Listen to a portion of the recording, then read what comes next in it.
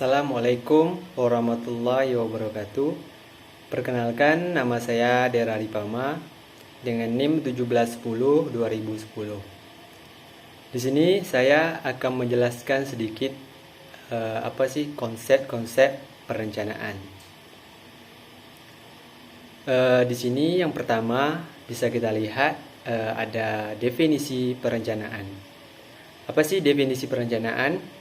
Definisi perencanaan adalah suatu proses untuk menentukan tindakan di masa depan yang tepat melalui serangkaian pilihan-pilihan.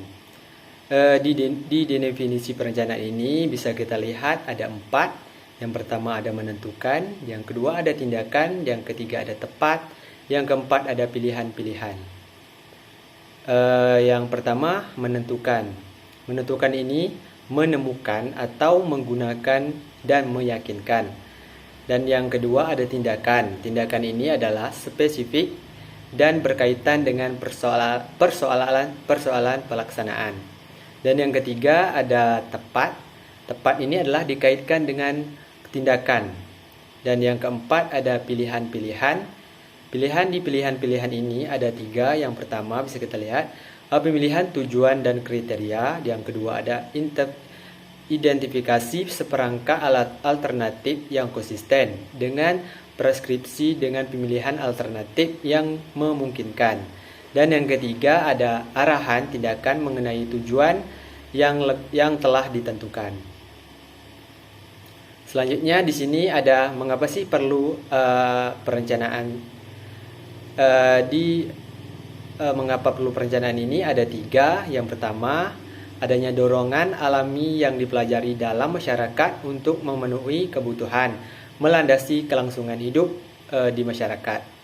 Dan yang kedua, adanya interaksi dan kekuatan-kekuatan ekonomi, sosial, dan politik yang seringkali menimbulkan keadaan yang tidak terkontrol. Dan yang ketiga, adanya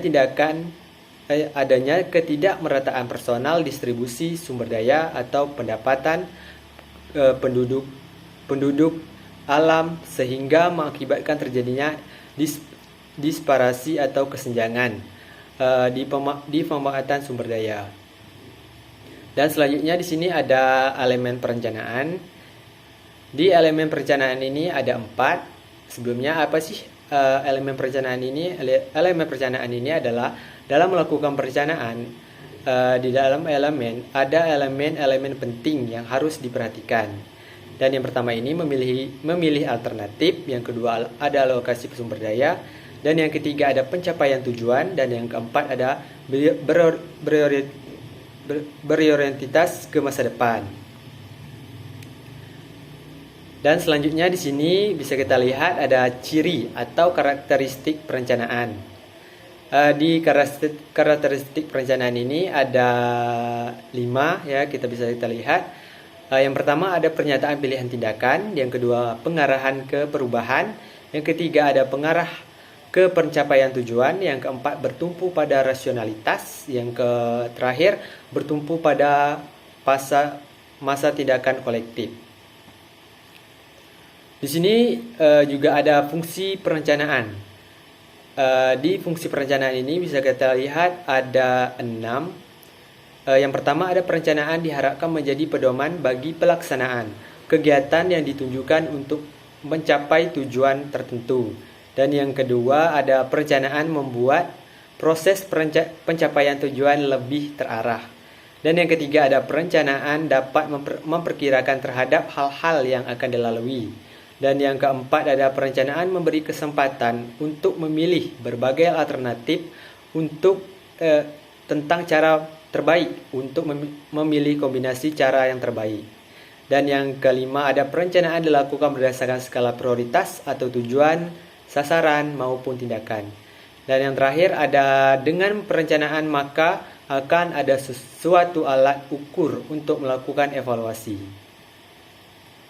Dan di sini ada jenis-jenis perencanaan. Bisa kita lihat di jenis-jenis perencanaan ini. Yang pertama ada perencanaan sosial, yang kedua perencanaan ekonomi, dan yang ketiga ada perencanaan fisik. Ini perencanaan substantif.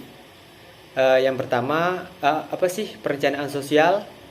apa sih perencanaan ekonomi dan apa sih perencanaan fisik? Perencanaan sosial ini adalah perencanaan berorientasi dan bermotivasi kepada segi-segi kehidupan di masyarakat. Dan ada perencanaan ekonomi.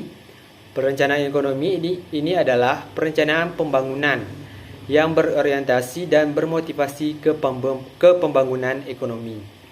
Dan yang terakhir ada perencanaan fisik. Perencanaan yang berorientasi dan bermotivasi pada aspek fisik. Dan selanjutnya di sini juga ada jenis-jenis perencanaan. Yang ini adalah jenis-jenis perencanaan ya ruang lingkup teritorial. Yang beberapa terminologi mengenai teritorial. Yang pertama bisa kita lihat di sini ada satu wilayah, yang kedua daerah, dan yang ketiga ada kawasan. Jenis-jenis perencanaan ini yang pertama wilayah. Wilayah ini adalah suatu bagian dari permukaan bumi yang teritorialnya ditentukan atas dasar pengertian batasan dan geografis. Dan yang kedua ada daerah. Daerah ini adalah wilayah yang diartikan sebagai teritorial yang pengertian batasan dan perwatakannya didasarkan pada wewenang administratif yang ditentukan dengan peraturan perundangan tertentu. Dan yang ketiga ini ada kawasan. Kawasan ini wilayah yang teritorialnya didasarkan kepada pengertian dan batasan fungsional. Dan selanjutnya di sini ada tipe perencanaan. Di tipe perencanaan ini ada 3. Yang pertama, perencanaan fisik atau physical planning adalah perencanaan struktur fisik daerah atau tata guna taman, komunikasi, utilitas, dan lain-lain sebagainya.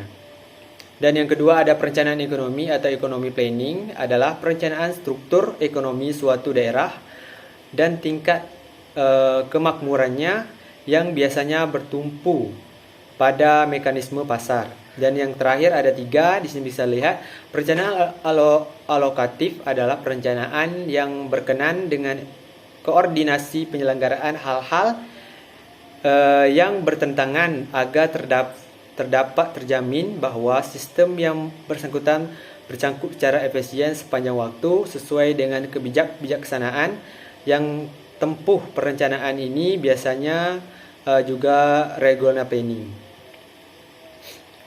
Dan selanjutnya di sini ada tipe perencanaan. Di tipe perencanaan ini ada 3. Yang pertama perencanaan inovatif, perencanaan indikatif, dan perencanaan imperatif. Yang pertama kita jelaskan dulu ini perencanaan inovatif.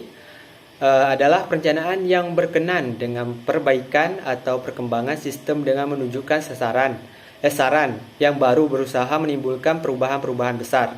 Perencanaan ini biasanya disebut juga development planning.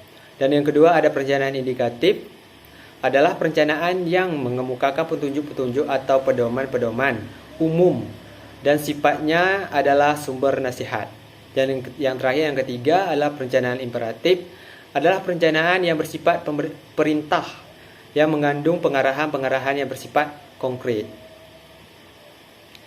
Dan ini yang terakhir ada fungsi atau manfaat perencanaan. Di sini bisa kita lihat fungsi atau manfaat perencanaan. Yang pertama ada sebagai penuntun arah, dan yang kedua ada